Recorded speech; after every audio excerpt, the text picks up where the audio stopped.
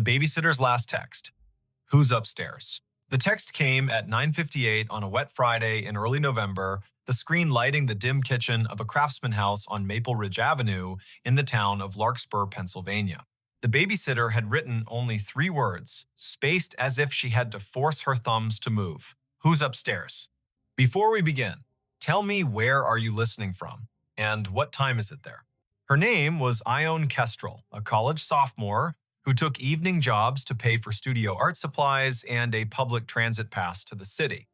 She was a quiet soul with a quick wit, the kind of person who noticed the way rain made halos around streetlights and the way children's laughter changed when they grew tired. 2 kids slept under that roof that night, a 6-year-old boy named Briar and his 3-year-old sister named Lark.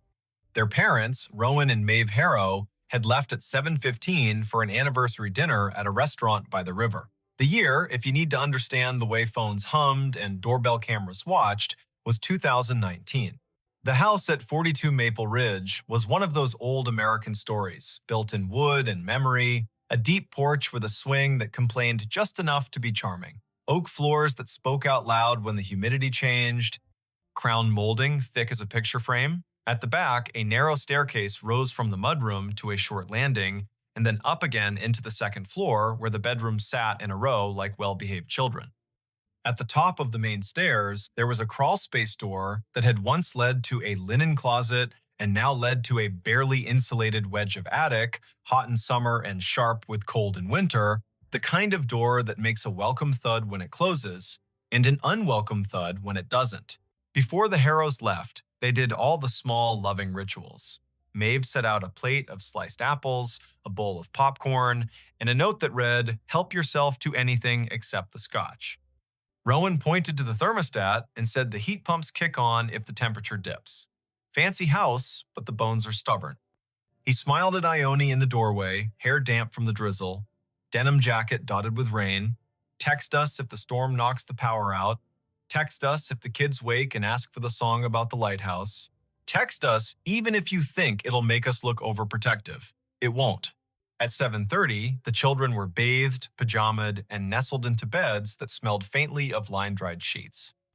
Ione read the lighthouse song twice, and the little girl fell asleep with a hand on the brother's shoulder, a tether strong enough to hold a moon in place. At 8, the dishwasher hummed its modest lullaby.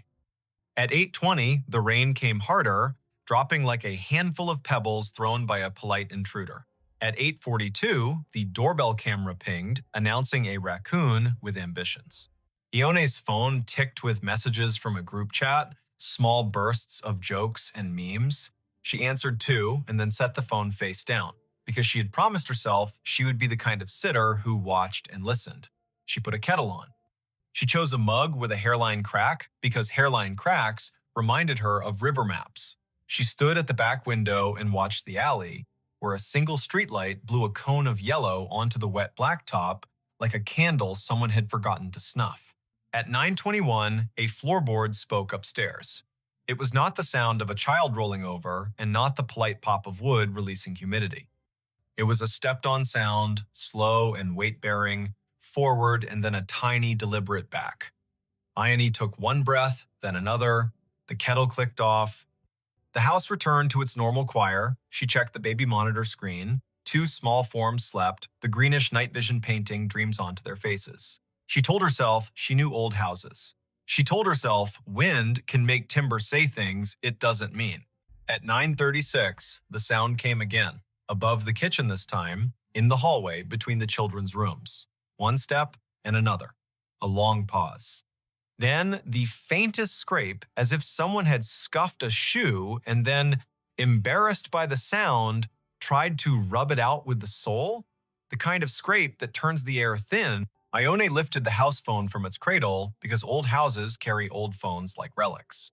No dial tone because this was 2019 and the landline was a costume. She put it back and picked up her cell. No missed call, no alert from the doorbell camera. She opened the parent's contact, hovered, did not press. First, she would look, she would be careful. She would not give Rowan and Maeve a reason to race home on wet roads unless there was a reason.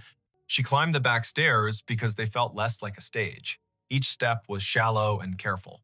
The rain softened to a hiss. Her breath became a guest she had to host with manners. At the landing, the air grew cooler. She could see down the short hall into the little boy's room, the lighthouse nightlight casting a steerable arc of white.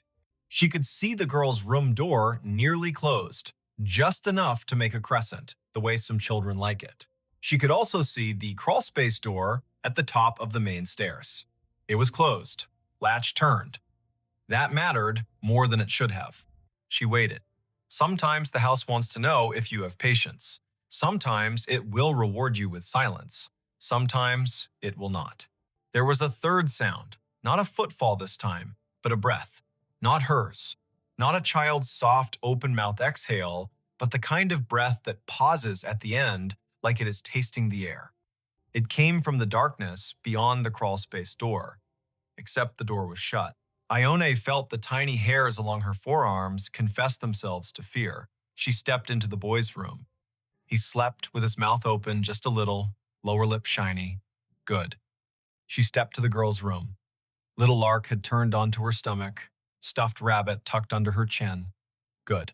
When Ione moved back into the hall, her eyes caught something at the far end where the light thinned.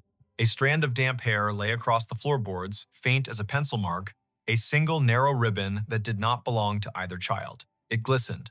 She knelt without thinking and picked it up. Cold.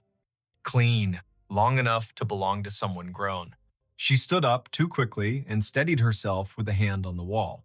Her palm pressed into a nail head that had been painted over and sanded down so smooth it felt like a coin. She thought the oddest thought then. If I press that nail in, will the crawlspace door open by itself? She smiled at herself because fear makes even introverts dramatic in their own skulls. She returned to the back stairs, slow and exact, and only when she reached the fourth step from the bottom did she glance at her phone. The time read 9:58. The text she sent herself, as if letting the words exist outside her head could make them smaller, was only 3 words. Who's upstairs? She meant to send it to Rowan. She meant to send it to Maeve. She meant the message as a half-joke with a serious underlayer. But the thumb that had learned to move fast learned the wrong dance. It went to her friend in the group chat, and by the time she realized, the message had already become a tiny flare in half a dozen pockets around town. Her friend replied with, "What are you doing?" and also joking, right? And also put them on speaker. Ione did not reply. She set the phone on the counter face up this time. She took the largest knife from the drawer and then immediately put it back because knives are not courage and courage is not noise. She chose instead a heavy flashlight from the mudroom shelf, the kind that doubles as a hammer. She clicked it on. The beam carved a clean white tunnel along the baseboards. She moved to the bottom of the main staircase now, because if fear wants you to circle, wisdom wants you to cross. The newel post was worn as a handshake. Family photographs climbed the wall. A wedding photograph near the bottom showed Rowan in a blue suit and Maeve in a dress with sleeves that looked like light. Higher up, a picture of Briar in a lion costume, nap-flattened mane, grinning with the sincerity only a 6-year-old can manage. Above that, near the top, a framed landscape. The glass reflected the flashlight beam like a lid. Halfway up, she paused. There was that breath again. Not a cough, not a snore. A breath like someone who had been holding still too long and had to remind their body to keep doing the automatic things. The sound came from beyond the last step, in the shadow to the left, where the crawlspace door Saturday. It was closed, latch turned. She aimed the beam at the brass. The metal showed a fog that had not been there a minute ago, condensation, from a mouth that had exhaled near it. She kept her own mouth shut because you cannot take breath back once it is out. The latch moved. It moved too gently to be gravity. It made the tiniest metal-on-metal sigh. Then it stilled, as if the person behind the door had realized they had announced themselves and decided to pretend nothing had happened at all. Ione's voice, when it came, was not loud.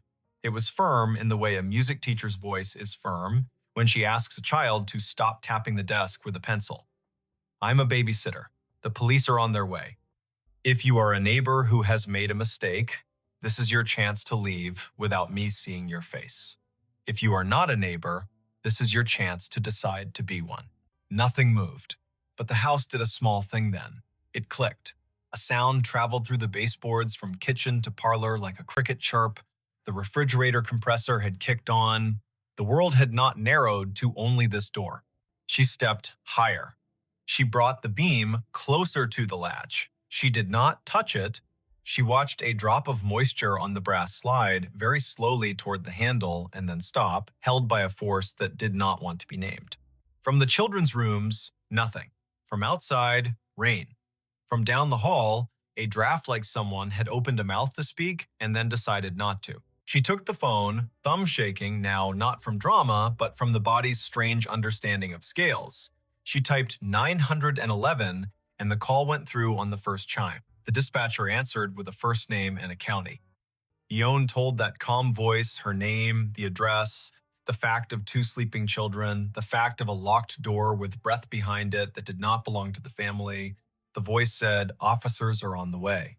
The voice said, "Stay on the line." The voice said, "Do not open the door." So she did not. She watched it the way you watch a stage when you know the performer is already in the wings. She told the dispatcher every small thing she saw. The latch is fogged. The brass is pitted near the screw head. The paint around the jamb is chipped the way it chips when someone tries to open a door with a butter knife. The dispatcher asked about the kids, and she told her about the lighthouse song because sometimes the answer to a safety question is a story that proves you are paying attention. It took 6 minutes for the first cruiser to roll into the alley, though those 6 minutes ran long like string you cannot find the end of. 2 officers climbed the porch steps, rang the bell softly out of habit, then tried the knob and announced themselves. Ione walked down the main stairs, not taking her eyes from the crawlspace door, unlatched the front door, and stepped back quickly so the officers could enter. Their names were Officer Tamsin Dupre and Officer Hal Moran. They were young enough to still wear the job like a coat borrowed from a bigger relative, and old enough to know when to keep their weapons holstered because children were sleeping. Ione pointed. The hall was framed now by their bodies and the yellow hallway light and the cleaner light of the flashlight. Officer Dupre nodded, raised a hand to let silence accumulate, and then approached the door with a slowness that reminded Ione of a conductor raising a baton before the first downbeat. Dupre put 2 fingers lightly on the latch and did not move it. She bent, eye to the thin seam between door and jamb. She inhaled. She did not exhale for a count of 3. Then she did, a controlled tide. She mouthed one word to Moran. There. Moran moved with that cop-slow speed that reads as kindness until it becomes a tackle. He positioned himself on the knob side. Dupre took the hinge side. They counted without sound. Moran turned the knob and pulled. The door did not open. Dupre drove her shoulder low into the panel, and the old wood decided to be new and gave with a crack that sounded like an ankle breaking far away. The space beyond was small, angled, cluttered, with things families save because they carry stories in them. A fan with no blade, a suitcase with travel stickers that meant Paris had existed once for someone in this house. 3 plastic bins of children's clothes marked in black marker, a broken chair that had not given up, and a person, folded into the angle between floor and pitch, knees under chin, face turned away from the light, hands empty and ready to lie about it. Dupre said, "Do not move." Moran said, "Show me your hands." The person did not show their hands. They lifted their left shoulder like someone about to stand in a narrow coffin, and then realized there was no way to both stand and not be seen. They kept their face turned. A smell came from the small hot space that was not attic smell. It was sweat and wool and rain and a cologne Ione could not name but would recognize for years in crowds and feel a short-lived lightening in her spine. The person finally shifted enough for the light to catch their cheekbone. Smooth, young, the jawline of someone who still believes they can sneak back to the version of themselves that did not make this choice. Dupree reached. The person flinched, then stilled. Moran took the wrists, quick. Plastic cuffs clicked, and Saturday. The person whispered one word so fast and so quiet, it sounded like a sound and not a word. Please. There are nights when a house rearranges what you know about it. There are nights when law and luck arrive at the same time and dress alike so you cannot tell who deserves the thank you. There are nights when children sleep through the loudest noises and wake to the softest ones. Breyer woke when Officer Dupre gently asked Ione if the boy had a favorite song she could sing while they stepped this stranger past his doorway and into a world that would be, for the stranger, smaller and heavier. Ione sang the lighthouse song, the boy rolled over, the girl sniffed twice, and then reclaimed her rabbit.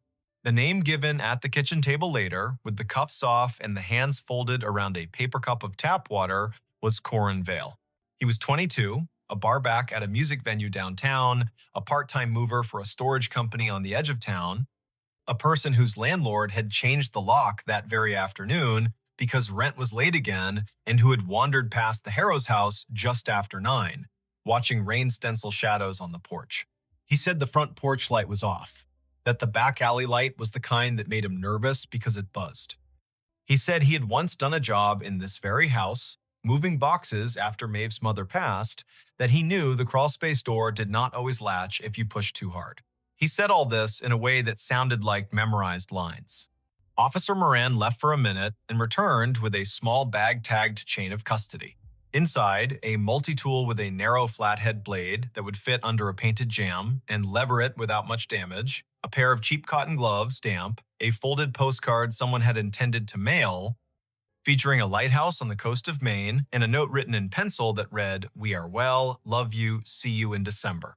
The postcard had not been addressed yet. Corin looked at the lighthouse as if it had insulted him. "Why?" Officer Dupre asked. "Are you in a crawl space with a multi-tool?" Corin said he wanted to get out of the rain. He said he saw the back door wasn't fully latched. He said he knocked and no one answered. He said he stepped inside to be out of the weather. He said he heard children and then realized he had made a mistake and was trying to hide until he could unmake it. He said he had not gone near the bedrooms. He said he had not taken anything. He said most lies are just a breath away from the truth if you hold the breath long enough. The doorbell camera proved he had never rung. The back door, which Ione had locked after the raccoon, had not been forced, which meant the multi-tool had met the strike plate and learned a new way to talk. The thin condensation on the latch proved his face had been inches from the brass, as if he were listening through metal to weigh his chances. The damp hair on the hallway floor did not match Ione or the children. It matched Corin. The officers did not say poetry out loud, but sometimes evidence makes a poem whether or not you want it.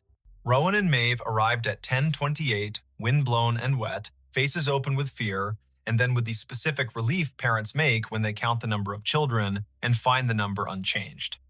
Maeve thanked Ione, then thanked Officer Dupre, then thanked the kettle for existing because it gave her hands something to do.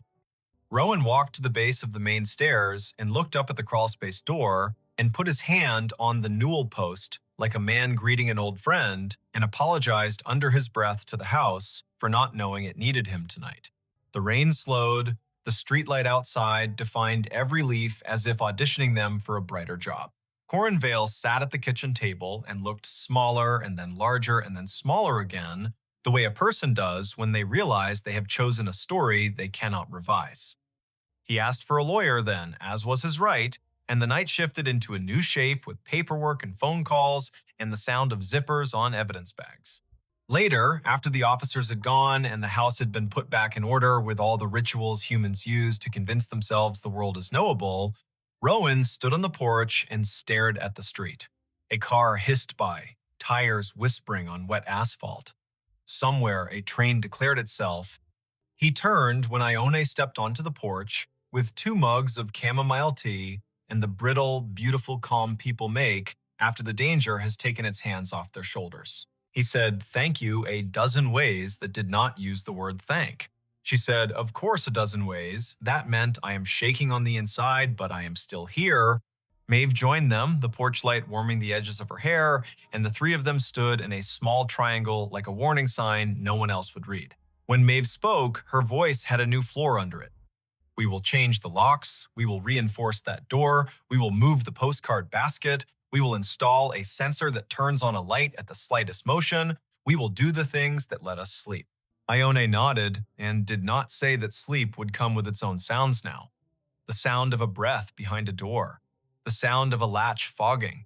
The sound of a floorboard speaking the truth. There is a detail the police report will not mention, because police reports must make simple lines out of crooked nights. At 9:59, after sending the text to the wrong chat and before calling emergency services, Ione leaned her forehead against the cool plaster of the stairwell for the space of one heartbeat. She whispered something that was not quite a prayer and not quite a promise. Okay, if someone is up there, I will not be the person who opens the door and invites them in. I will be the person who names the danger out loud. Sometimes that is the whole difference. Not bravery that charges, but the steadiness that refuses to be tricked into being polite to danger. The next morning, the November sky tried on a bland blue and liked it. The town of Larkspur went back to the work of a Saturday. Kids in hoodies kicked at leaf piles. The bakery line wrapped twice around the counter. A woman in a gray coat standing by the river thought the water sounded like someone ripping silk very slowly and wondered who she would tell that to. Ione slept past noon and woke to a peanut butter text from Maeve, which read in that shaky grammar of gratitude, "Come by for dinner anytime. And also, I found your denim jacket on the porch swing. And also, there will be pie tonight if you want pie." She smiled and answered with too many thank yous and one yes to pie. She showered longer than she needed to, stood still in the water in a way that made time into a warm curtain, then dressed in gently clean clothes that smelled like detergent and a future. When she stepped outside, the air had that crisp, crisp edge. That means the first hard frost has already visited and left behind a postcard of itself on every windshield. Maple Ridge Avenue looked like an old movie taught to speak color. She walked past houses that had their curtains open a little wider than usual, past neighbors who held eye contact just a second longer, the way people do when the story has almost become a myth and they want to remind themselves it is still shaped like a person. On the Harrow's porch, there were new screws in the latch. The crawlspace door upstairs had a length of wood screwed diagonally across it like a stern eyebrow. A small motion sensor had been installed in the hall. It blinked a polite green and then went to sleep. The kids were in socks, sliding across the floor, laughing the laugh that children make the morning after a storm when the yard is new again. Rowan handed Ione a slice of apple pie on a paper plate and said again what he had said the night before, but with the daylight, making his voice warmer. You kept your head, you called, you stayed steady. That is the whole job sometimes. We will tell people that part when we tell them the story. Not who he was, not what he said, not the smell. We will tell them you named the danger and didn't let it decide your speed. The town told the story in its own ways. The newspaper, which had been saved from extinction by a stubborn editor named Lita Quinn, wrote a piece with the careful headline, "Babysitter's Quick Thinking Leads to Arrest in Overnight Burglary Attempt." The group chat learned, gently from Ione herself, that sometimes jokes congeal into myths, and myths can be mean. At the music venue, a bartender wiped the length of the bar 3 times, then once more, then stopped. At the storage company, a supervisor stared at a stack of moving blankets and tried to add up what the numbers meant about people. There is not a moral here, sharp and so clean it can cut bread. There is not an ending where everyone claps and the house resumes being only a house. There remains a door with a new diagonal board and screws that will loosen over time and be tightened again. There remains a boy who will ask, on a night 2 weeks later when rain drums the gutter, "Can you sing the lighthouse song one more time?" And a girl who will say, not the part where the foghorn sounds, that part sounds like a giant in the crawlspace.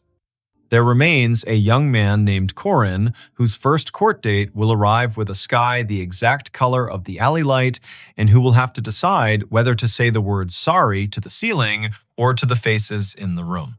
At 9:58 on some future night, a phone will light in some other kitchen in some other town, and a person will type 3 words spaced out as if their thumbs had to be convinced. Who's upstairs? If you are that person, hear this story as a map of breath.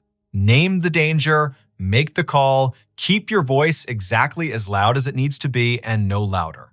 Stand where you can see doors and hallways. Carry light.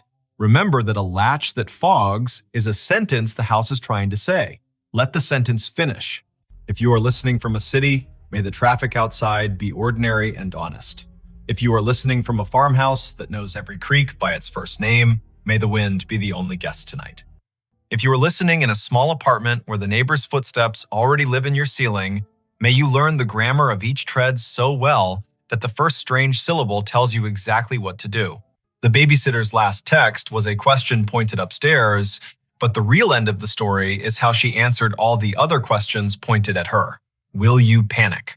Will you try to be polite when the moment calls for clear? Will you open a door because silence asked sweetly? She chose no, no, and no. She chose the shape of a steady voice on a thin line. She chose to be the reason the house could go back to being only wood and memory. Some nights, when she passes the harrows by chance and the porch swing is still, she hears only the rain and the river, and that is enough. Some nights, she hears the old door upstairs settle as the heat kicks on and thinks, with a small smile, that even a house can be taught to breathe more quietly. And on the better nights, every window along Maple Ridge holds a square of light cut, perfect as a fresh slice of pie, and the street keeps its watch, and the children sleep so deep the world could rewrite its rules, and they would wake to the new rules fresh and ready to be memorized. If that happens where you are, tell me when. Tell me what the air smells like. Tell me the hour, spoken slowly so the world cannot run away with it. Tell me if the latch on your upstairs door is dry and dull or a little fogged from someone's breath. Tell me if you are holding a mug with a hairline crack that looks like a river map. Tell me if the house has taught you any of its words. And if your phone lights at 9:58 and the message reads as simple and terrible as a knock, remember the kitchen in Larkspur and the steady girl in the denim jacket, and say out loud to no one and to everyone, not tonight, not on my watch, not in this house. He followed the whistling into the cornfield. He told himself it was wind in the stalks, nothing more. But the sound had shape, and it carried a tune the way a bottle carries a ship. It rose up from the edge of the north field just before midnight, thin and certain, 3 notes first, then a run, then a pause, that felt like a person making room for breath. The night in Story County, Iowa, was the kind that makes a kitchen window into a mirror. He stood with one hand on the sill, the other around a chipped mug, and the whistling kept at it, unafraid to be heard. Before we begin, tell me where are you listening from and what time is it there? This was late September 2015. The day had been warm, sky rinsed clean after a brief storm, gravel roads drying into their usual rattle. The farm sat a mile and a half south of Nevada, east of the Skunk River, where it hooks like a lazy elbow. The corn had gone that heavy, dull gold that means the grain is ready and the husks are sick of holding on. In the house, the bedside clock down the hall said 11:52. On the porch, a moth bumped the bulb, reconsidered, bumped again. Merritt Dow listened and felt his scalp move, the way skin does when a memory gets up and looks at you. He had heard whistling most of his life, but not like this. His father had been a whistler when he repaired the sickle bar, when he checked the tension on the auger belts. His grandfather, too, walking the rows with a plug of tobacco and a tune older than the tractor. Merritt could place a tune by county if you gave him a night and a jar of iced tea. This one, though it didn't belong to any porch or station wagon, it had the small brightness of a fairground and the old soul of a hymn, mixed wrong on purpose and still somehow right. He set the mug down, pulled on his boots without bothering with the laces, and stepped into the porch light. The whistling came again, 3 notes that stepped down like someone walking off a train. He clicked off the switch. The yard went honest. The gravel drive was a gray river. The corn made its tinny rain sound whenever the breeze remembered its job. To the north, the trees along the fence line held their breath. Merritt had a habit of heading toward curiosity as if it were a calf out past the fence that needed fetching. He took the flashlight from the hook, the heavy kind with a rubber grip, and checked the batteries the way a person checks their pulse. He told himself this was neighbor trouble, or a kid from town testing bravery on a Friday dare. He told himself this was what the night does to grown men when sleep holds them by the elbow and then lets go. He told Dinah, the old collie, to stay. She licked once, turned in a tight circle on the porch rug, and stayed. He crossed the yard, past the big maple that had survived lightning by pretending it hadn't happened, and stepped onto the headland by the north field. The first row took him in like a store's door chime. The stalks were tall and dry, leaves bent into knives. The ground was soft from last week's rain and held his boot prints as if for reference. He waited for the whistling. It came from farther in now, or the rows had changed the way sound bends when it's forced to choose a path. He chose a path. He took row 18, the one that ran with the slight slope and the way water teaches roots to drink. His father had run the planter careful this spring, GPS straight when the signal behaved, by eye when it didn't. Row 18 should have held like a rail, the stalks pressed against his sleeves. The flashlight beam drew clean wood into the dark leaves, bleaching white, silk like old hair, dirt a puzzle of last year's husks, and this year's pennies of mud. The whistling stopped. He stood still. His breath sounded like someone else's in the mask of leaves. He tasted dust. He listened until listening felt like a rope he had to keep from dropping. Farther north, down toward the low spot by the drainage tile, it started again, only louder, as if the person had turned their head and decided the audience was worth the effort. Merritt moved. 3 rows over, the tram line cut across, a packed strip where the sprayer had gone in June. He took it. The corn arched overhead, leaves flicking his ears. Spiders had slung long theories between stalks. He broke them and apologized in his head. He had walked this ground every day for months, and the ground had said yes like a friend. Tonight, it felt like a cousin, a person who loves you without being sure what to do with you. He reached the low spot. The field dipped and turned its face toward the tile that ran down to the ditch. The air was cooler here, lined with the smell of black earth that keeps secrets for centuries, because that's what it was paid to do. The whistling had gone softer.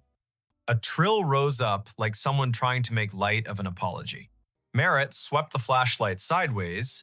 The beam caught the blue reflection of something small and glassy. He crouched. A marble. Blue, with a pale ribbon curled inside, half under a leaf. He touched it with one finger and felt the way glass feels when it learned patience waiting inside a pocket for its chance. He stood, and the beam hit another, green this time, lodged at the foot of a stalk. He put them both in his shirt pocket without thinking which pocket meant past and which meant present. "Hello," he said. The field appreciated the effort, if the small answering hush meant anything.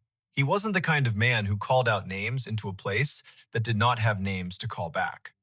He was the kind of man who waited and then took one more step, the way you do with cattle that have decided the gate is optional. He took one more step. The ground had a memory. His boots sank an inch, then 2. He pulled up. The mud let go with a sound like a low laugh. The beam found a scuff in the soil that wasn't his. It had rained the day before, a polite rain that brightened the world and left. Tracks should be fresh. This mark had a sharpness to it he didn't like. He aimed the light again. The scuff came to a point. Not deer, not raccoon. A toe of a boot slid sideways and corrected because the body above that boot had decided to remain upright. The field held that story and did not mind telling it. The whistling kept on. It moved east. Merritt moved too, allowing the rows to push him into the old waterway nobody planted because it cost more to argue with a ditch than to go around. He hit the bank and paused. The sound was close enough now to feel the mouth that made it. The slight wet at the end of notes, the breath through teeth. Above the ditch, on the fence line, a scarecrow leaned into the moon like he had been invited.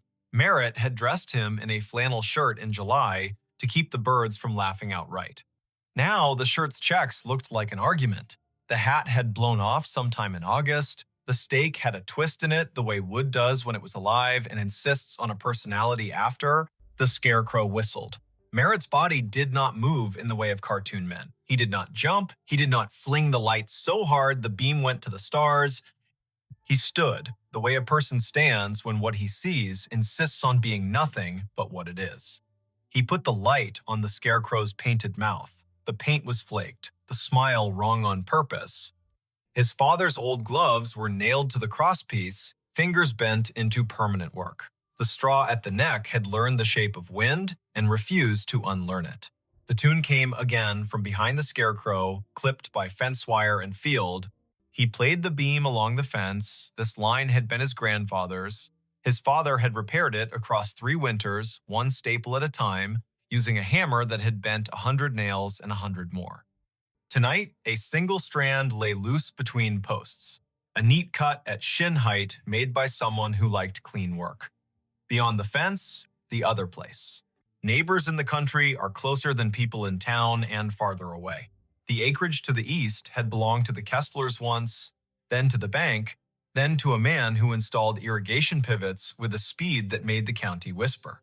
Then it's Saturday. The pivot circle kept a gargoyle symmetry in the daylight and turned to bones at night. The whistling came from inside that circle, not far, an invitation or a dare. Merritt climbed the fence by habit and dropped into the tall, ragged grass beyond. His flashlight skipped over metal. The pivot tower rose where the corn had been cut early for silage. A ladder led up to a catwalk that had not been used since a summer of drought and cheap diesel. The sky put someone else's stars over everything. Under the ladder sat a cooler the color of a toy, lid askew, ice melted into a cold thought. 2 bottles lay on their sides. The labels had lost interest in staying on. He touched one. The glass was warm, warmer than the air deserved. He called out again, a different word this time. Friend. The whistling answered with the same run of notes. He followed the sound around the base of the pivot. His light found Cobb's nod down to the spindle by raccoons with principle. He found a folding chair with only 3 of its 4 screws willing. He found a playing card gone into the dirt, face down forever. He did not find a person. The corn from the other side rustled, a polite cough. He turned. A taller shadow leaned out from where 2 rows had been pushed apart. The flashlight found denim, boots, the hem of a coat cut square. A hand. The skin had the tint of rural men, year-round, sun-washed, wind-scoured. The fingers were long and still. The hand did not wave. Evening, Merritt said. He stepped closer. The shadow stepped back. The hand slid into the rows, as if hiding from a photograph. The whistling receded down an aisle of stalks, clean and straight as a hallway. He went after it. Later, he would say he never chose to follow, and he would not count that as a lie. The rows insisted. The sound invited. The night did what it always does when a person leaves a safe light and enters a place built to fit bodies only one at a time. It made a mouth and decided whether to swallow or to speak.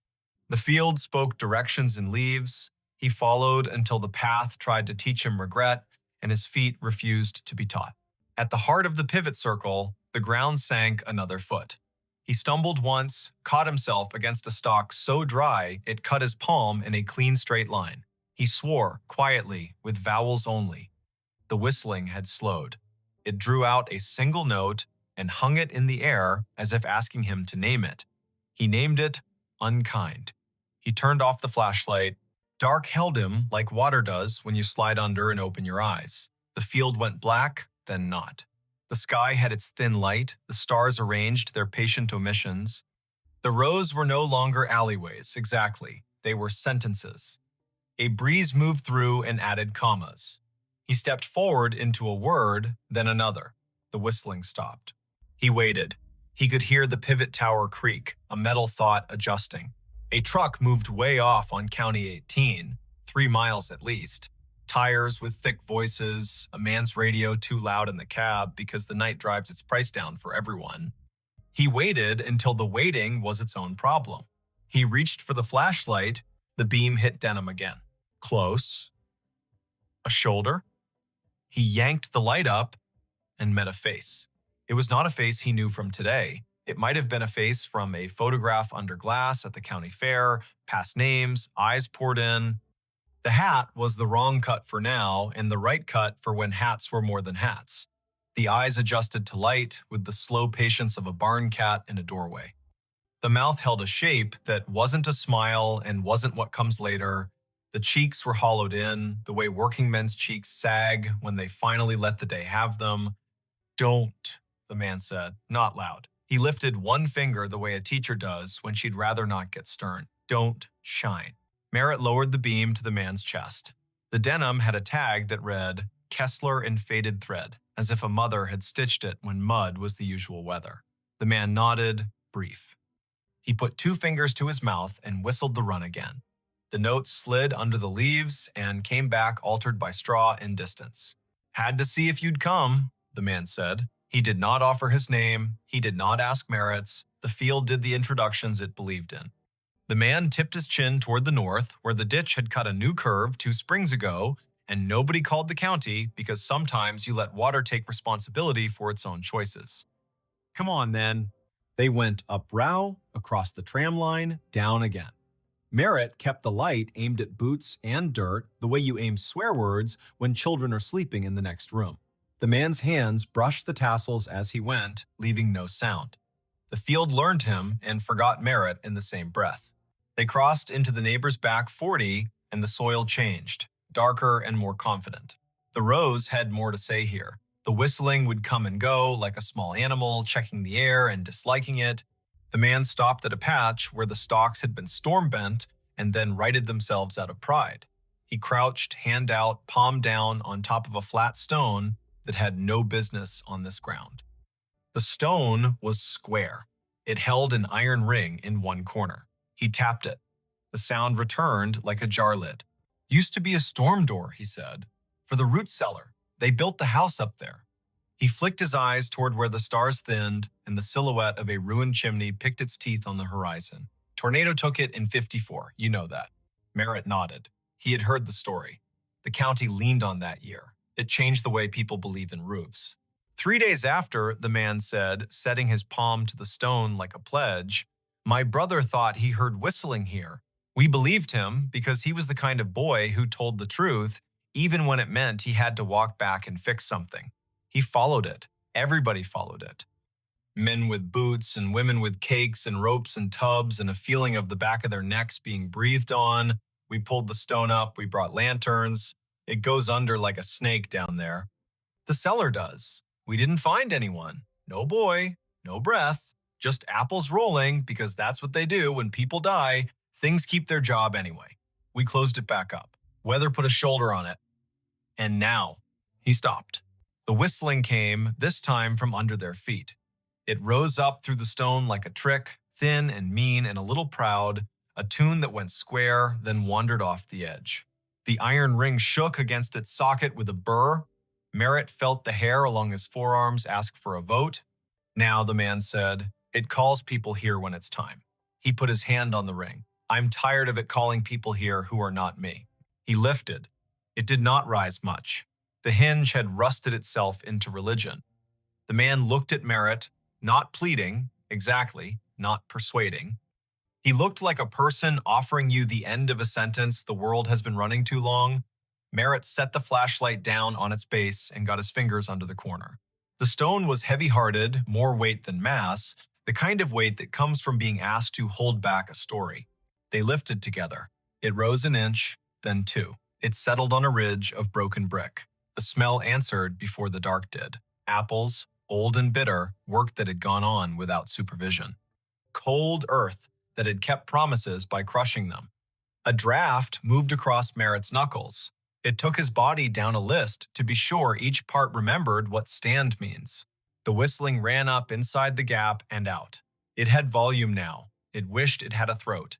It would have stopped if someone had blessed the night right then and said, "Go on to sleep."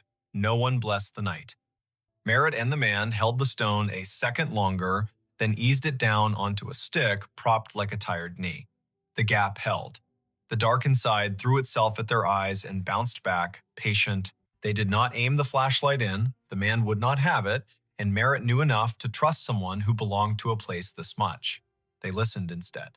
The whistling ran its tune twice, then twice again, and each time the final note sagged, as if asking someone to let it lie. "Why me?" Merritt asked. He wasn't offended by the question. He wanted a reason that could wear a hat. "You were the one who heard it honest," the man said. "You stayed at the edge of your field as long as you could and still came. Some men run because they want a story to tell about themselves. You came because you wanted to know who to go fetch." Merritt shoved down the part of himself that softened at that. He bent, slid his hand into the gap until his fingertips touched the dirt at the lip. It was cool, the way a basement never loses January. He searched by hand, careful for glass, nothing but pebbles and the slow grind of last century's lessons. The whistling faltered. It shortened itself and became 3 notes, those 3 notes he had heard at the kitchen window, the 3 his father had bent into the radio between ballgame innings, the 3 his grandfather had used to call a dog that never needed calling. He withdrew his hand and stood. The man had his head down, listening as if his bones were the receiving equipment. He began to hum, not the tune, but a harmony low and uninsistent. The whistling slowed. The cellar air came up wetter than before, fouled for a second by something like breath, and then clean. The whistling stopped. They waited a full minute, then another. Merritt counted, slow, as if a child in a tent had asked him to promise monsters were on vacation. The ground under the stone was a fact again. The man let his harmony stop, the notes settling like a bird on a line, and then choosing not to stay. He knelt and pulled the stick, and the stone met its ledge with a sound like a chest closing. Sometimes, the man said into the calm, it wanted an argument. Sometimes it wanted somebody from back then to say his name and make a promise. It wanted a mother crying on the dirt. It wanted men with rope because rope makes everyone feel helpful. Not tonight. Tonight you came and you didn't carry any of that. You just listened harder than the field wants you to. That's enough. They stood together in the rows until the night got bored with them and went to do what the night does in other places. The pivot sighed and remembered it had bearings, not opinions. The ditch water moved on its way, not fast, not slow, never wrong. A coyote put a sentence into the air and another answered, and both sentences agreed to end where they did. The man tipped the brim of a hat he wasn't wearing and turned back into the corn. His boots made no more sound than a thought that knows its limit. Merritt found his way to his own side of the fence. The cut strand had not healed. Fences need hands. He climbed and dropped into dirt he had paid for with 3.5 decades of rain and frugal Sundays. The scarecrow leaned the same way. His flashlight picked out a nail that had worked proud where a glove met wood. He tapped it back in with the handle, the small sound a hope. On the porch, Dinah lifted her head and thumped her tail twice. He sat on the steps and watched the sky unspool its last thin silk. The clock over the stove in the kitchen read 1:42.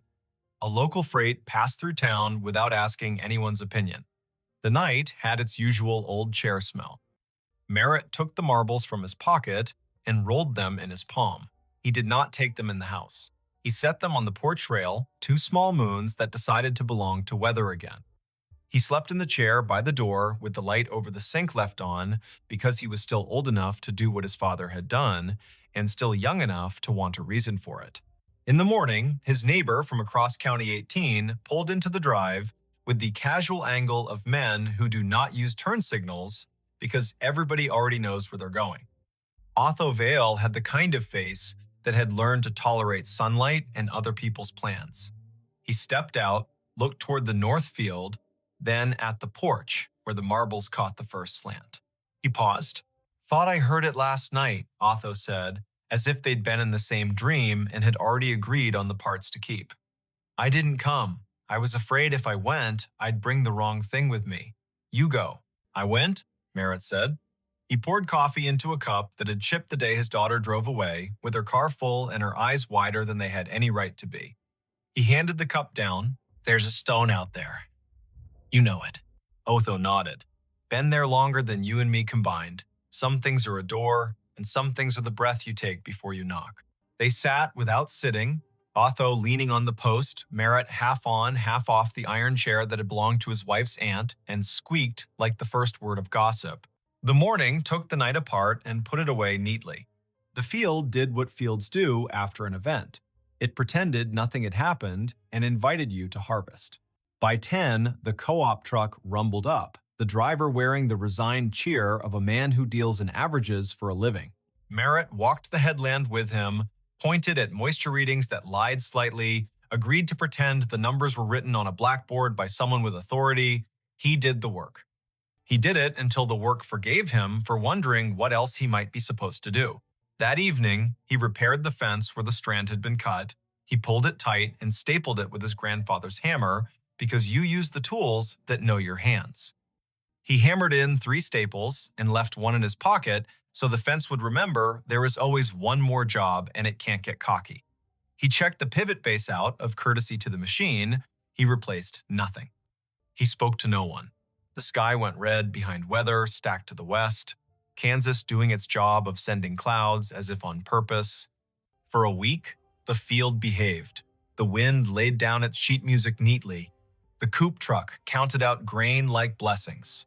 He slept at the proper times and did not wake to odd hours with the feeling of someone whistling at the edge of his life. The marbles stayed on the porch rail until a grackle knocked one off and it rolled into the peony bed and took up residence there like a kindness. The other slid into the pocket of his jacket and made friends with a nickel and a screw. On the ninth night, just after the 10 o'clock news told its last hurries, he heard the three notes again quiet, like acknowledgement, not summons. He walked out to the north edge and stood with his hands in his jacket, listening. The breeze had a bite, the first hard frost would be soon. He unlocked the gate at the lane and left it open for an hour, for no reason at all anyone else would endorse. He closed it again out of habit and walked back slowly, because a person should walk slowly sometimes or the land will feel cheap. He did not go back to the stone unless the sound asked, and it did not. He did, however, leave a small jar on the porch rail next to where the marbles had Saturday. It held nails, the good kind, old, with heads like pennies. Every day when he came home, he put one in his pocket, and every day when he went out after supper, he took one back to the fence line and put it in a coffee can under the scarecrow's torn shirt. Nobody told him to. He liked the weight exchange. He liked that fences need reminding and that the world is not improved by a man who ignores a slack line because his thoughts are more interesting. October reached both hands across the month and pulled. The trucks came and went. The harvest went well enough that he stopped thinking about what could have been if it had rained 4 more afternoons in August. He slept, he woke. The whistling did not return in any way that made him leave his chair. He began to tell himself he had imagined a portion of it, as a man will do when a thing does not ask for money or apologies. Near Halloween, his daughter called from Cedar Rapids, a night shift at the hospital, voice folded with fatigue and the kind of joy that remembers to leave room for the day. He told her about the fence and the harvest and the brakes squeal on the auger wagon that he had decided to live with until January. He did not tell her about the cellar. He would, maybe, when she brought the little boy down for Thanksgiving and they stood by the ditch and talked about frogs like a miracle. He would, maybe, if the field asked them both. In late November, after the last corn went into the bin and the bin talked in its sleep, the county put on its winter color. The field showed ribs, the ditch showed its honest bottom. The wind took one of the scarecrow's gloves, and Merritt did not replace it because some things are beautiful at half done. He walked every line of his ground one afternoon with the sun low and the temperature willing. At the fence, by the pivot circle, under the coffee can where he had been giving the fence its nails, he found a small thing. A train ticket for a child, maybe, not used. Edges scrolled by, damp and patience. The print read, Nevada to Ames, 2 bits. He turned it over. On the back, someone had written 3 notes the way some people know and others never will, little ovals marching up and down a ladder of lines. The ink had migrated slightly into the paper, the way memories do in older heads. He put the ticket in his pocket with the nickel and the screw and the marble that had refused the peony bed. He looked toward the stone without moving his face much, because a person does not want to give a field reason to brag. He said thank you into his jacket as if the cloth were a helper. He walked home. Winter did what it does. It scoured the county down to the essentials. It made the roads into suggestions and the kitchen into a chapel. It put the sound of the furnace into his bones and the number of snow shovels in the garage into a bigger argument than necessary. The whistling came once or twice in a blow that turned the mailbox into a hooded thing, and when it did, he stood at the window and let it be. The way you let a neighbor sing one verse of a song you only half like because he is your neighbor, and you hope the reverse is also true. When spring returned, hesitant and then reckless, he walked out to the stone once in daylight. He stood there like a person does when he's about to open a letter he has already read. He put his hand on the iron ring, and the ring chose not to move. He felt only cool metal and the idea of a door. He said the name of the boy he thought must have once practiced whistling there, not loud, not soft.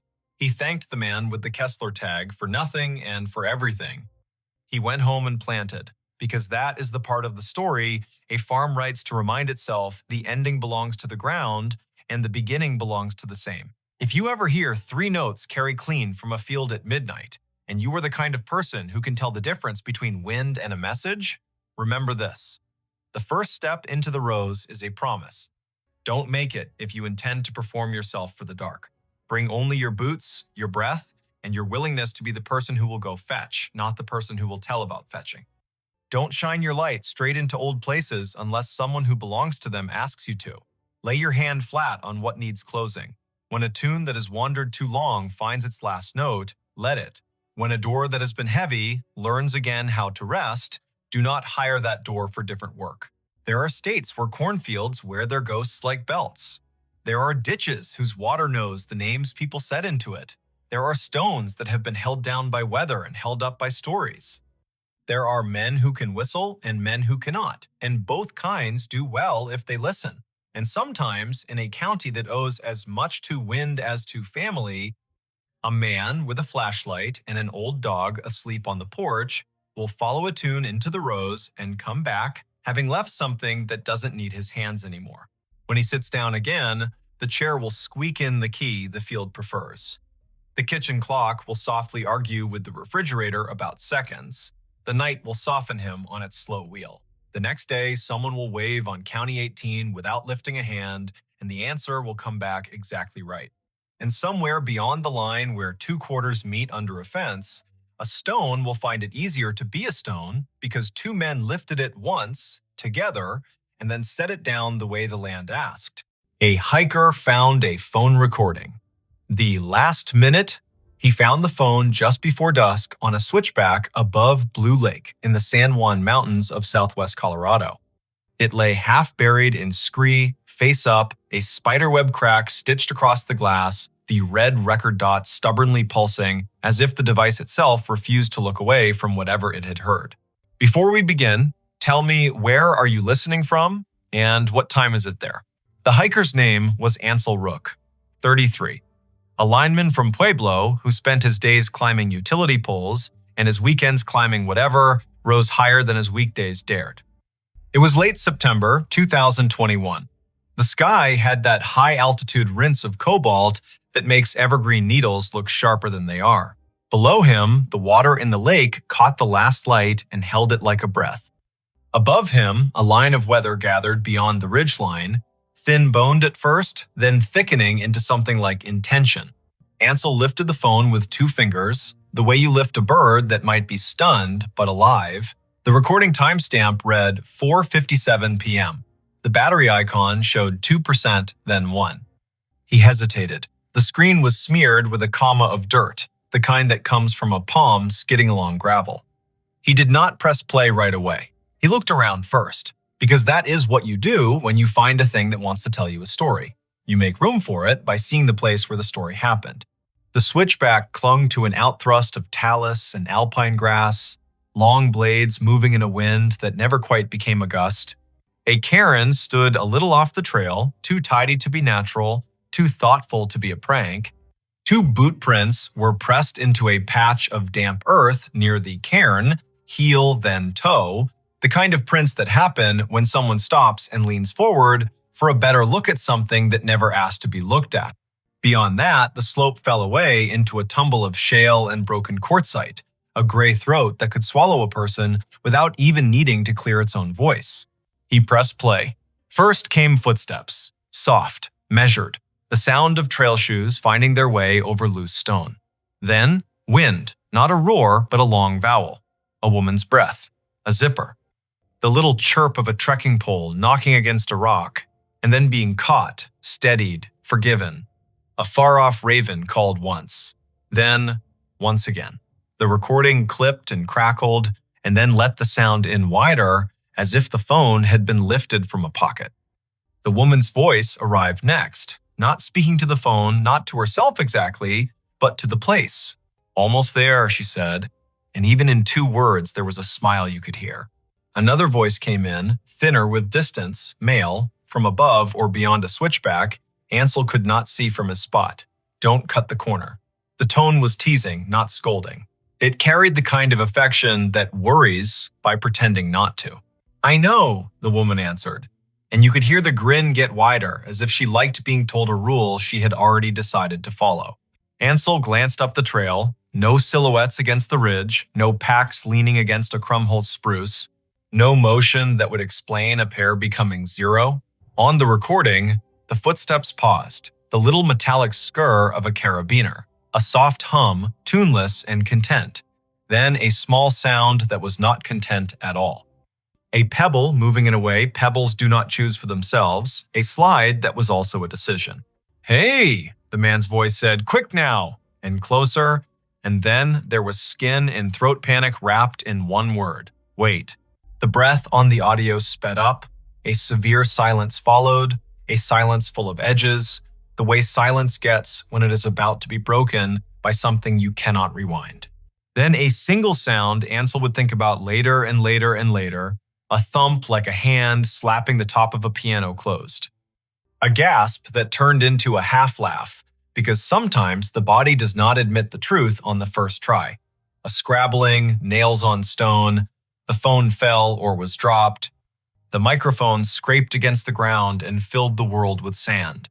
Voices blurred, a name rose up out of the grit. Junia.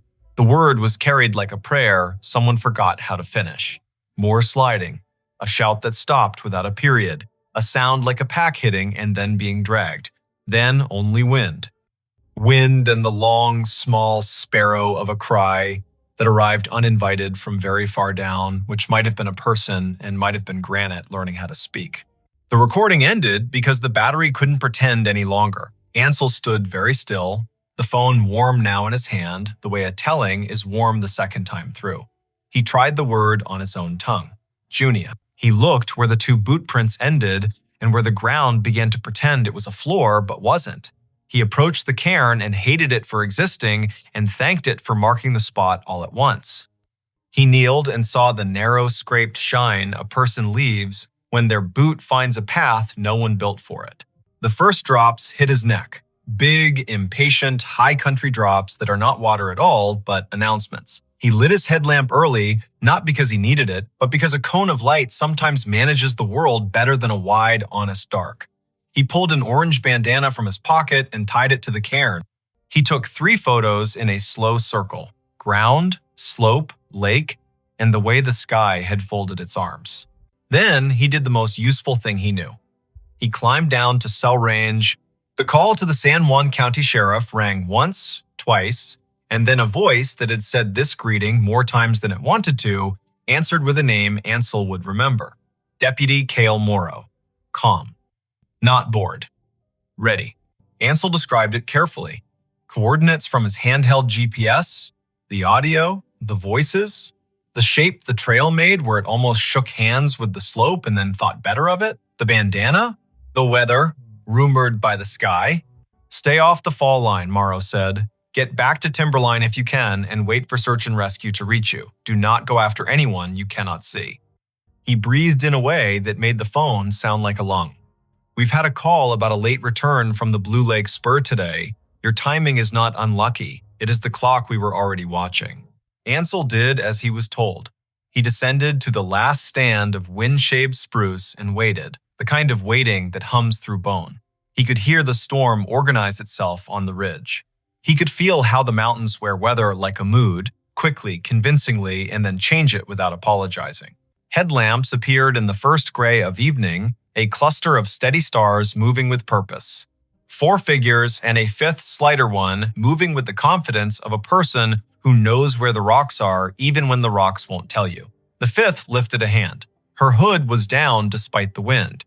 Her hair was braided tight to keep the night from borrowing it.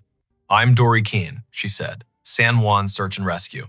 This is Micah, Jovan, Arthur, and Wren. You the caller. Ansel nodded and gave them the phone. Dory turned the volume up and held the device near her ear, head bent, eyes closing in that way people have when they magnify one sense by dimming the rest. The others listened too, the small team suddenly one organism. When the man said wait, their spines stilled. When the name rose, Dory's mouth pressed flat, not cold, not warm. Deciding. She handed the phone back and pointed. Show me. They climbed in a line, the kind of line that knows which stones you can trust and which pretend to be trustworthy. The cairn found them. The bandana shivered in its small way. Dory crouched, laid 2 fingers on the scraped shine, and read it the way some people read Braille, asking for permission first. She looked down the slope, her eyes adjusted to a grammar Ansel did not speak. "We anchor here," she said. "2 down to the first ledge, 2 on belay, Wren with me at the lip. You, Ansel Rook, you stay with Wren. If I tell you to move left, you move left." He swallowed, which tasted like metal, and nodded. The first thunder spoke. Not near, not far. The polite cousin of a threat. Rope hissed through gloves. Metal clinked with the bright sound mountain metal makes, a sound that knows at least 3 languages and prefers the most precise. Dory called down softly and answered herself when the wind was too busy to carry voices back up. 30 minutes grows very large when you cannot spend it on your own terms. The storm ignored them and then considered them and then walked away to another valley. The sky tried on a paler blue for a minute to see if it fit.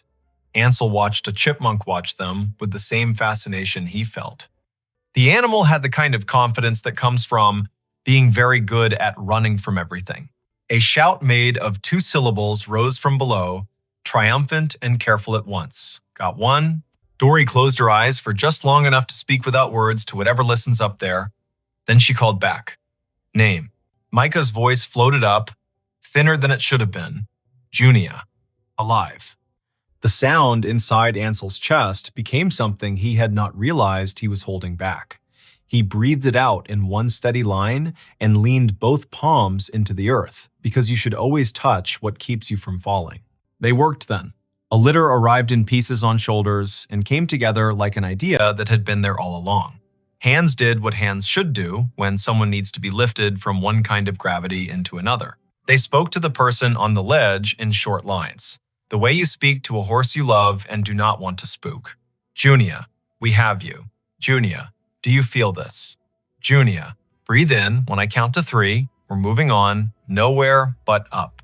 Rain made a sentence across the slope and then erased it again. The wind forgot itself and then remembered. A raven rode the air as if it had invented it. Ansel saw her when they came over the lip. She had the look of someone who had been negotiating with Stone and won, but did not yet dare to celebrate. Mid-30s maybe, hair the color of straw left in the sun, eyes that wanted to close and would not. Blood dried in a tidy line along her left temple. The right knee of her hiking pants was torn, and beneath it, angry purple began to write its name. A bracelet made of 2 woven cords circled her wrist, one blue, one green. The blue was frayed, as if teeth had once worried it during a long night. She looked at Ansel first, not because of anything he had done, but because his face was the closest one when the world came back into focus. Her voice was rough from cold and prayer. Did you hear it? Did you hear me call him? He did not know who him was, and it did not matter. Yes, he said, as if yes were a kind of bandage. We heard you. We came. They moved her in the neat, practiced way people move someone who is more precious than anything else in the room. The rope line looked like music from a distance. The lightning threatened to tune its instruments and then decided not to play. The litter found the shadow of the pines and then the steeper shadow of the trail through meadow. 2 miles became an hour. The trailhead arrived with the small surprise a finish line always carries.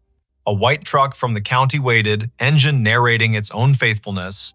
A paramedic named Orrin Hux set hands on Junia with the kind of competence that makes even pain look smaller around the edges. He asked her name to ask her other things. Junia Ridge, she said. 35. From Albuquerque. Came up yesterday. Intended to camp. Yes, I was with someone. He was up the switchback. It was our second turn around the lake. That's his phone. She watched Ansel put the device into Orrin's outstretched palm and then closed her eyes because the world was too heavy to carry all the way open. Orrin asked the question that had to be asked. Where is he? Junia shook her head once, a small, broken metronome. I don't know. I slipped. He yelled. I caught the ledge. I don't know. Dory stood with her back to the truck and looked up at the ridge. Even from the trailhead, she could read the day along the stone.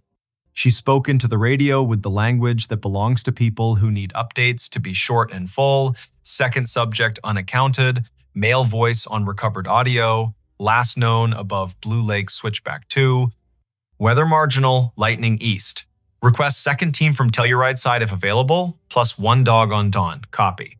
It was full dark when the second team arrived. Headlamps stitched the slope like fireflies, convinced they were surgeons.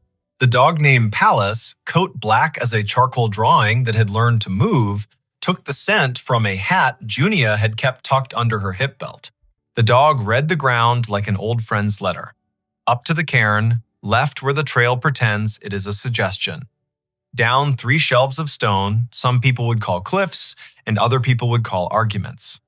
Then the animal stopped, sat, whined once, and put its chin on its paws. They found nothing that night. Not nothing in that cruel sense, but nothing you could put your hands on and say this belongs to him. No pack, no trekking pole, no hat. No snack wrapper with a name in tidy black letters like a first day of school. The mountain held its tongue. Morning came with a sky made of tin and apology. They went again, Pallas worked again, Wren set anchors again. Micah called in a voice that refused to become thin. Ansel was sent home because there is a point where more bodies become less help. He drove south toward Durango, the road curling along the Animas River, cottonwoods just beginning to try on their gold. He listened to the recording once more in the motel parking lot, sitting very still, as if any motion would knock truth out of the speakers. Junie awoke in a bed that had rails and numbers and beeps. 2 things lived in her body now: pain and the certainty that she had not imagined the second voice. The nurse wrote her name on a whiteboard that greeted morning patients like a cheerful aunt. Junia. The day. The plan. The surgeon's name with its syllables arranged like fence posts. Deputy Cale Morrow came in late morning. He had the kind of careful that does not pretend it isn't careful. He set a small gray recorder on the tray table with the gelatin cup and did not move it closer to her as if it were a burden. He asked permission. She nodded. He asked again because some nods do not mean yes. She said yes. He pressed the button and spoke the words aloud the way people do when they want to make the world behave. Interview with Junia Ridge. Date, time, present, she told him. The way the weather had looked all day like a bluff, and how bluffs tire themselves out eventually. The man she had met at the trailhead that morning when she realized she'd left her stove fuel on the driver's seat back in town, and he had said without flinching, "I have more than I need, take mine." His name was Orrin Bale, not a common name which helped the telling and hurt the hurt. He was 39, maybe 40. He had the kind of smile that makes coffee taste the way it ought to. He had the kind of pace that lets conversation sit down and stay a while. He had his sister's dog and a photo on his phone, and had not tried to pretend it was his own. He had said it was his first time above 12,000 feet since he was a boy, and that the air was thinner, but his head felt clearer, and wasn't that funny. She had not planned to hike with him. They had both headed out early to beat the thunderheads that never quite decided to arrive. They crossed the first creek together because rocks are often friendships in disguise. They turned at the little waterfall, then again where the climb gets greedy.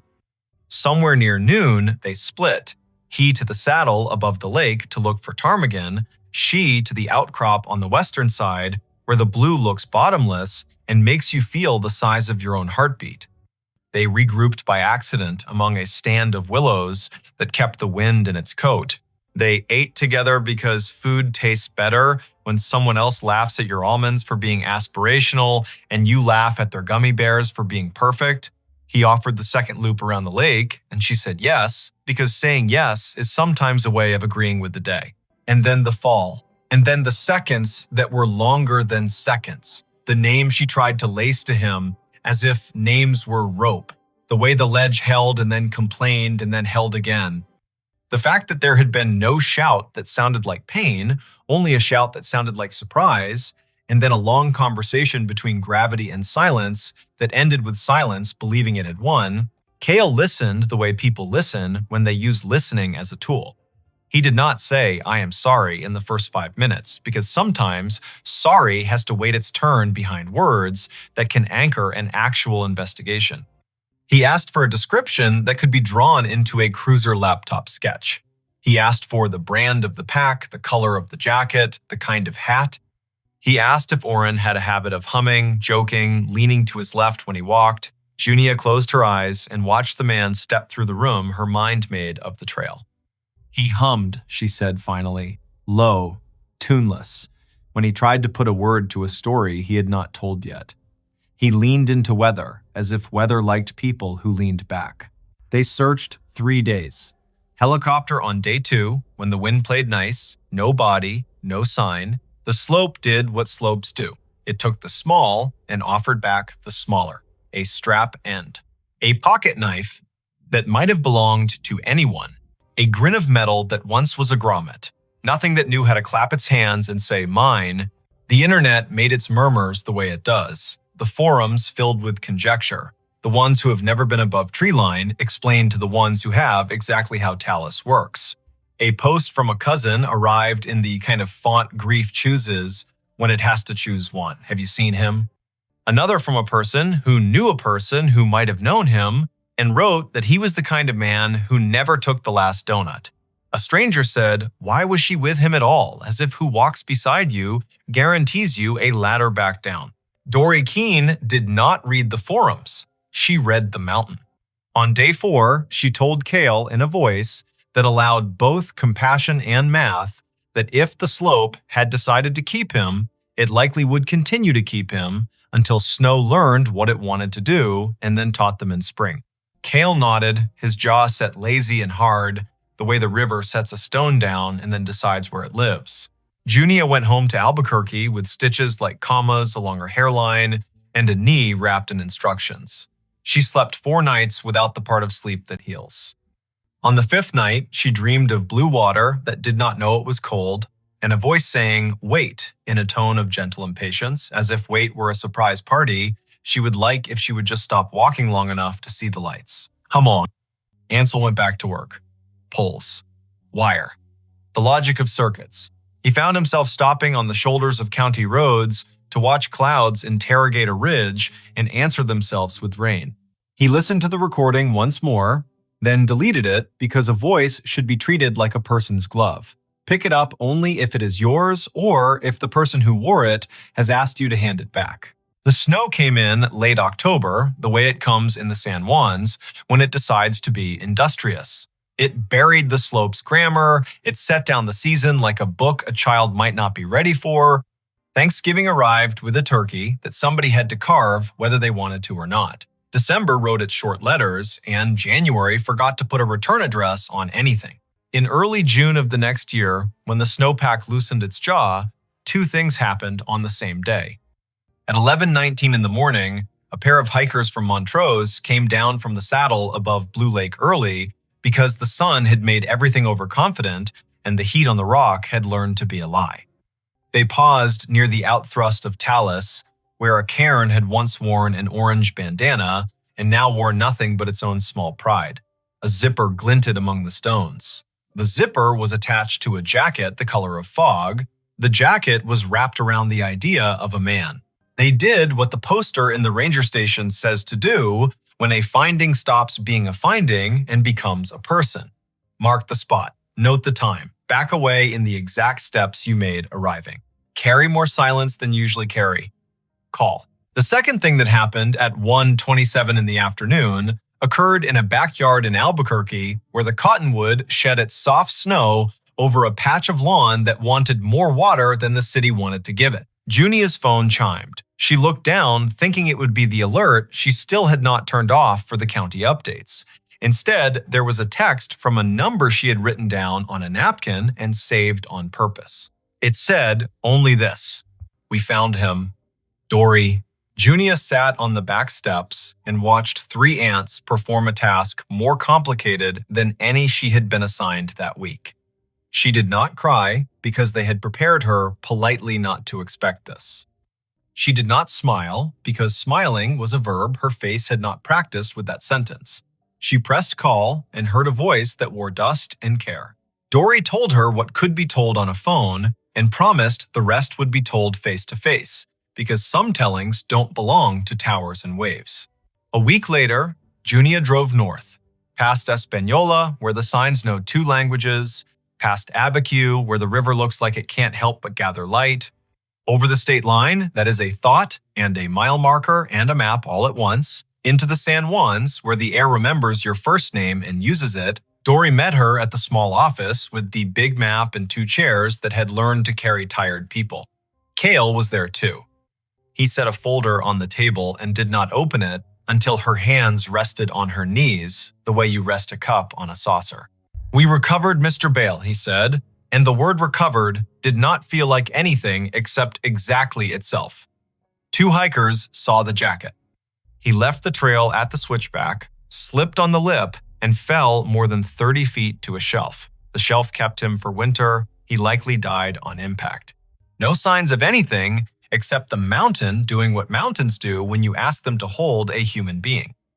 The autopsy says the thing autopsies say when physics chooses the verbs. She asked the question that had been living in her since the voice said, "Wait, did he speak after I slipped?"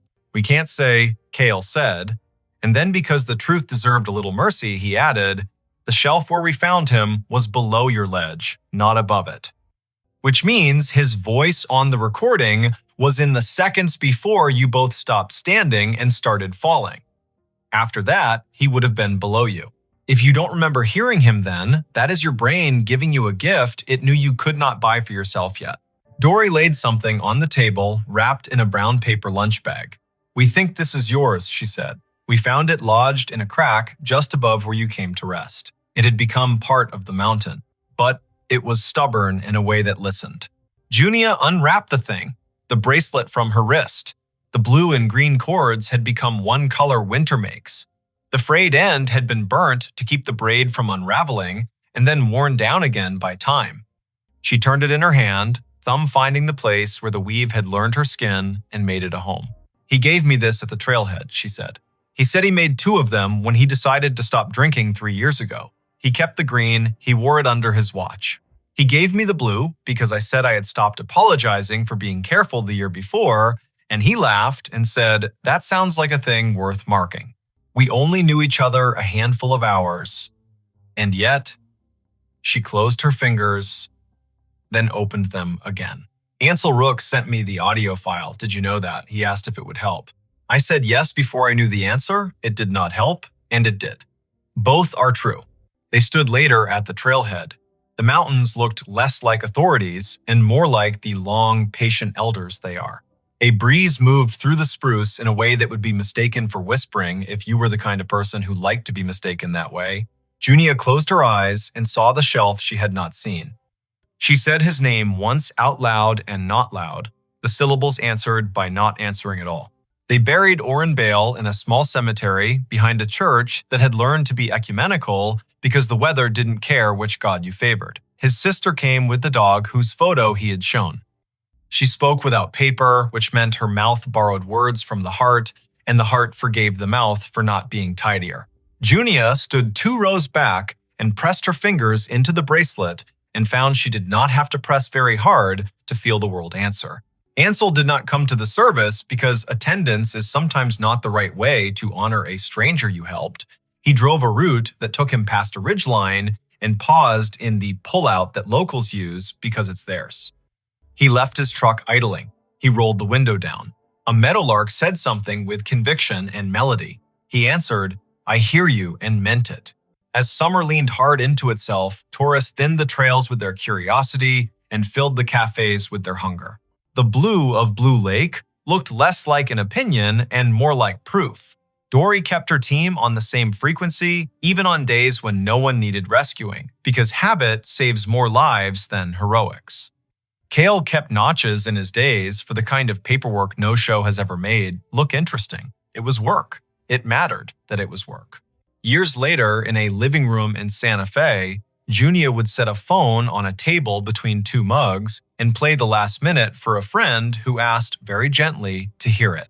The friend would listen with eyes open because some listenings deserve witness. In that small recording lived a hill, a sky, a woman, a man, a word made of 4 letters in air, and a sort of silence you learn to share with people you trust. When it ended, they would sit still long enough that the room would remember they were there and offer them back their voices. "What do you make of it?" the friend would ask, not to argue, just to let the world have one more chance to tell her what it thinks it is. That he said, "Wait," Junia would answer, and meant it kindly. That I said "almost there," and meant it with all my heart. That the mountain was not a villain and not a friend. That the cliff listened and then did what cliffs do. That the phone fell the way a witness sometimes falls and still did its job. That people who did not know me put a rope on and let me become part of their workday. That the second voice is a place in my head now where something can live without having to die again. She would hold up her wrist. The bracelet would have been replaced by another that looked very much like it and not at all like it, blue and green, new knots, same story. She would say, "I tell the mountains out loud now when I turn around." I say, "See, this is me deciding to see you again." And sometimes the wind says nothing back, and sometimes it says a sound that is not a word and still feels like one. Here is what does not always fit in the write-up. The last minute of a recording can keep playing long after the file ends. The man's wait can become a way to step out of traffic, to carry a ladder with a friend, to hold a door without trying to become the door. The woman's almost there can become a way to measure a good day, not by miles, but by a turn you made toward kindness when no one was checking your odometer. If you go to the San Juans, and I hope you do, look up. Say the names of the peaks, like they are elders you respect. Tell the sky you will be back before it begins to think about electricity. Pack a bandana, a bright color that could be seen from far away by a stranger who might need a small flag to make a big decision. If you find a cairn, leave it be unless a ranger told you otherwise. If you find a phone, do what Ansel did. Press play only after you have looked around. Then, if you must, listen. Hear the footsteps, the wind, the breath. The word that might be a prayer and might be a joke and might be both. Decide carefully what you will do with the minute you have been given. It will be late somewhere by the time you finish this.